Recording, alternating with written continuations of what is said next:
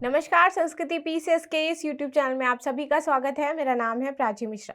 जैसे कि डेली हम कुछ महत्वपूर्ण मुद्दों पर चर्चा करते हैं, तो देखते हैं आज कौन कौन सी महत्वपूर्ण न्यूज़ हैं। सबसे पहले है इंदिरा गांधी पुरस्कार। तो यह किसे दिया गया है, क्यों दिया जाता है, इसके बारे में जानेंगे। दूसरा है भारत बना सबसे बड़ा प्रेषक प्राप्तकर्ता। तो प्रेषक क्या होता है, उसके बारे में समझेंगे हम। तीसरा है सूरत डायमंड बोर्स, इसका उद्घाटन किया गया है। और अंत में है डेयर टू ड्रीम योजना। तो ये किसके द्वारा चलाई गई है और क्या चीजें शामिल हैं, इन पर बात करेंगे। आ जाते हैं सबसे पहली न्यूज की तरफ। न्यूज क्या है कि हाल ही में वर्ष 2023 के लिए इंदिरा गांधी जो पुरस्कार है वो प्रदान किए गए हैं। इसमें यह पुरस्कार जो दिए जाते हैं वो शांति, निशस्त्रीकरण और विकास के लिए प्रदान किए जाते हैं। यह पुरस्कार संयुक्त रूप से डैनियल बारेनबोइम तथा अली अबू अव्वाद को प्रदान किया गया है। ठीक है, चलिए आगे आ जाते हैं। आधार क्या था ये पुरस्कार देने का, तो इजराइल फिलिस्तीन संघर्ष में अहिंसक समाधान हेतु इन लोगों ने चर्चा करी थी। साथ ही साथ इजराइल तथा अरब देशों के युवाओं व लोगों को एक साथ लाने में उनके प्रयासों के लिए यह पुरस्कार उन्हें प्रदान किया गया है। ठीक है, जैसा कि मैंने आपको बताया। आगे आ जाते हैं, मुख्य बिंदु क्या थे। तो जो बारेनबोइम ये अर्जेंटीना के हैं और एक प्रतिष्ठित शास्त्रीय पियानो वादक हैं, और वहीं अव्वाद एक प्रतिष्ठित फिलिस्तीनी शांति कार्यकर्ता हैं जो मध्य पूर्व में चल रहे संघर्ष में शांतिपूर्ण समाधान हेतु कार्य कर रहे थे। तो इनके कार्यों के लिए, इनके प्रयासों के लिए यह पुरस्कार दिया गया है। आगे बात कर लेते हैं थोड़ा सा इस पुरस्कार के बारे में। तो यह पुरस्कार दिया जाता है भारत की पूर्व प्रधानमंत्री इंदिरा गांधी जी के सम्मान में। ठीक है, किसके द्वारा दिया जाता है, तो इंदिरा गांधी मेमोरियल ट्रस्ट के द्वारा यह पुरस्कार प्रदान किया जाता है। बात करें शुरू कब से हुआ था, तो 1986 से ये पुरस्कार जो है वो प्रदान किए गए थे प्रथम बार। आधार रहता है इसका कि जिन्होंने शांति के लिए कार्य किया है, निशस्त्रीकरण के लिए कार्य किया है और विकास के लिए कार्य किया है, उनको यह पुरस्कार दिया जाएगा। इसमें व्यक्ति या एक संगठन जो इसके लिए कार्य कर रहा है उसको प्रदान किया जाता है। सम्मान के रूप में दिया क्या जाता है, तो एक प्रशस्ति पत्र होगा और उसके साथ दिए जाएंगे 25 लाख रुपए। तो यह पुरस्कार प्रदान किया जाता है। ये तो था इंदिरा गांधी पुरस्कार के बारे में। आ जाते हैं दूसरा, भारत बना सबसे बड़ा प्रेषक प्राप्तकर्ता। शायद प्रेषक वर्ड आपको समझ में नहीं आ रहा होगा, उसके लिए एक वर्ड होता है रेमिटेंसेस। ठीक है, रेमिटेंस यानी कि वह पैसा जो हम भारतीय विदेश में रह करके कार्य कर रहे हैं और वहां से पैसा जो भारत भेजा जाता है उसको हम रेमिटेंसेस कहते हैं। ठीक है, कि मान लीजिए आपके कोई भाई या बहन है, वो अब्रॉड रह रहे हैं, कोई कनाडा रह रहा है, ठीक है, या फिर कोई अमेरिका में रह रहा है, कोई चाइना में रह रहा है, वहां पे रह करके वो कार्य कर रहे हैं। वहां से जो पैसा भारत भेजा जाता है, उनकी जो सैलरी होती है जो भारत भेजी जाती है, उसको हम रेमिटेंसेस के तौर पर यहाँ पर जोड़ते हैं। ठीक है, और यही प्राप्तकर्ता जो बना है, अब भारत सबसे बड़ा, वर्ल्ड में सबसे ज्यादा रेमिटेंसेस प्राप्त करने वाला देश बन गया, ऐसा वर्ल्ड बैंक की रिपोर्ट कह रही है। तो विश्व बैंक की नवीनतम रिपोर्ट के अनुसार भारत प्रेषक का सबसे बड़ा प्राप्तकर्ता देश बन गया है। ठीक है, चलिए आगे आ जाते हैं।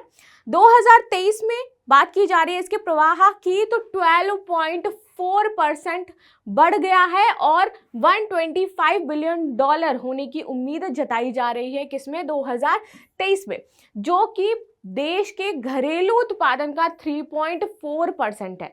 तो हमने इतना पैसा इस बार रेमिटेंसेस के तौर पर प्राप्त किया है। ठीक है, जबकि 2024 में जो अनुमानित निवेश है वो $135 अरब पहुंचने का अनुमान बताया जा रहा है।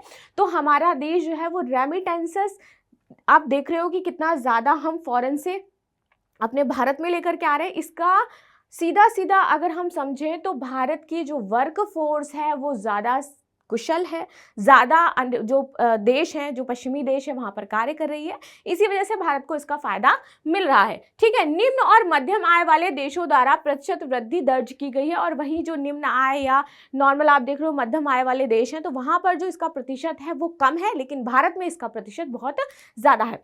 अच्छा, रीज़न क्या रहा है इसका, क्यों यहाँ पर हम 2024 के लिए एक सकारात्मक दृष्टिकोण देख रहे हैं कि हमें 2023 से ज़्यादा 2024 में रेमिटेंसेस प्राप्त होंगे। सबसे पहले रीजन ये है कि 2024 के लिए भारत का जो प्रेषक दृष्टिकोण है वो यह विश्वास व्यक्त करता है क्योंकि 2023 में हमने इतने रेमिटेंसेस प्राप्त किए हैं इन बेसिस पे। दूसरा यह है संयुक्त राज्य अमेरिका और यूनाइटेड किंगडम में बेरोजगारी दर में मामूली वृद्धि के साथ साथ सिंगापुर में जो घटती दरें हैं ये कार्य जो है वो हवाला देते हैं कि हमारा जो 2024 का रेमिटेंसेस होगा वो 2023 के बदले में ज़्यादा होगा। साथ ही साथ भारत में अत्यधिक जो कुशल प्रवासियों से निरंतर प्रेषक वाहक की उम्मीद है, जो वर्कर वहां पे रह रहे हैं, जो कार्य कर रहे हैं, तो वह निरंतर क्या है यहाँ पर रेमिटेंसेस भेजते रहेंगे। प्रवाह ये और ज़्यादा बढ़ता रहेगा और ज़्यादा लोग अब्रॉड जाकर के कार्य करेंगे और कर भी रहे हैं। तो इसी वजह से उम्मीद जताई जा रही है कि अन्य देशों की तुलना में भारत अच्छा कार्य कर रहा है और भारत को रेमिटेंसेस मिलेंगे। ठीक है, और साथ ही साथ भू राजनीतिक कारक व खाड़ी देश इसके विकास पर निर्भर करते हैं। आगे आ जाते हैं, सूरत डायमंड बोर्ड्स के बारे में थोड़ा सा जान लेते हैं। तो इसका उद्घाटन हाल ही में अभी प्रधानमंत्री मोदी जी के द्वारा किया गया है। इसका उद्देश्य क्या है कि डायमंड के व्यापार को बढ़ावा देना है, कारीगरों को कुशल प्रशिक्षण प्रदान करना है। तो इसी उद्देश्य से क्या किया गया है कि इसका उद्घाटन किया गया है और आभूषण व्यवसाय को भी हमें क्या करना है, बढ़ाना है।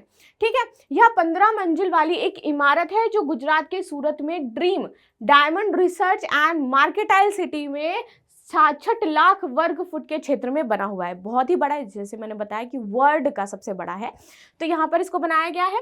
आयात निर्यात के लिए एक अत्याधुनिक सीमा शुल्क क्लियरेंस हाउस की सुविधा यह प्रदान करता है और साथ ही साथ इसमें आभूषण मॉल है, अंतर्राष्ट्रीय बैंकिंग सुविधाएं हैं, यानी कि इंटरनेशनल बैंक्स भी हैं यहाँ पर, और एक सुरक्षित तिजोरी भी शामिल है जिसमें लोग अपने आभूषण या बहुत सारी जो वहाँ के शॉपकीपर्स हैं वो रख सकते हैं। महत्व, तो यह राष्ट्रीय और अंतर्राष्ट्रीय पृष्ठभूमि में खरीदारों को आकर्षित करेगा। साथ ही साथ इसका उद्देश्य है हीरा व्यापार व्यवसाय को मुंबई से सूरत में स्थानांतरित करना है और शहर भर में हजारों कारखानों के साथ हीरे की कटाई और पॉलिशिंग का केंद्र इसको बनाना है। ठीक है, तो इसी उद्देश्य के साथ इसे किया जा रहा है। भारत में यदि हीरे उद्योग की क्या स्थिति है, यदि यह जानने का प्रयास करें तो भारत विश्व के लगभग 90% हीरे की कटाई और पॉलिशिंग करता है। ठीक है, वर्ल्ड का 90% डायमंड यहाँ पर कटता है और उसकी पॉलिशिंग की जाती है। यह उद्योग 2 मिलियन भारतीयों को रोजगार प्रदान करता है। 2 मिलियन लोग इसमें लगे हुए हैं। कम वैश्विक मांग के कारण इन्वेंट्री का ढेर लग गया है और इस प्रकार आयात को स्थायी रूप से 15 दिसंबर तक रोक दिया गया है, जब से यह दोबारा से शुरू नहीं हो जाता।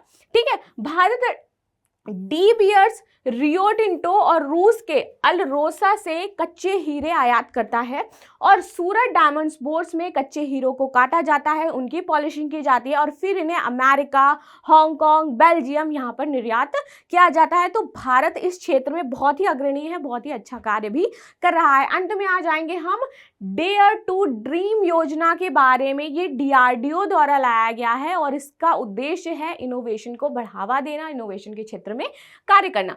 तो डेयर टू ड्रीम योजना भारत में रक्षा मंत्रालय, विशेष रूप से रक्षा अनुसंधान एवं विकास संगठन DRDO द्वारा आयोजित एक प्रकार की प्रतियोगिता है, जिसमें क्या किया जाएगा कि बच्चों को प्रोत्साहित किया जाएगा कि वो नए नए इनोवेशन करें, नए नए कार्य करें एंड देन उसमें एक विजेता चुना जाएगा। चलिए बात कर लें इसमें। तो प्रतियोगिता का उद्देश्य क्या है कि व्यक्तिगत नव प्रवर्तकों और स्टार्टअप के बीच नवाचार एवं रचनात्मकता को प्रोत्साहित करना है, जैसे मैंने आपको अभी बताया। ठीक है, चलो इसमें देख लेते हैं तो किसके सम्मान में इसको शुरू किया गया है। तो पूर्व राष्ट्रपति डॉक्टर APJ अब्दुल कलाम की स्मृति में यह जो प्रतियोगिता है, ये डेयर टू ड्रीम है, इसकी शुरुआत की गई है। किसके द्वारा इसका आयोजन किया जा रहा है? तो रक्षा अनुसंधान एवं विकास संगठन DRDO द्वारा। कब से शुरू हुआ? तो 2019 से यह शुरू हुआ था और तब से यह प्रतिवर्ष हो रहा है। भागीदारी इसमें क्या क्या होती है कि जो स्टार्टअप करेंगे, जो इनोवेटर्स हैं वो इसमें भाग ले सकते हैं, जो उद्यमी हैं और 18 वर्ष से अधिक उम्र के जो भी व्यक्ति हैं वह इसमें पार्टिसिपेट कर सकते हैं। ठीक है, तो ये थी आज की प्रमुख न्यूज़ जो मैंने आपको बताई। अंत में जैसे कि डेली मैं एक प्रश्न देती हूँ, प्रश्न क्या है देख लेते हैं कि विश्व बैंक की रिपोर्ट के अनुसार विश्व में प्रेषण का सबसे बड़ा प्राप्तकर्ता देश कौन बना है? चीन, अमेरिका, भारत या सिंगापुर? तो इसका आंसर आप मुझे कमेंट बॉक्स में अवश्य दीजिएगा। मिलते हैं नेक्स्ट क्लास में, तब तक के लिए धन्यवाद। लाइक शेयर सब्सक्राइब करना बिल्कुल भी ना भूलें।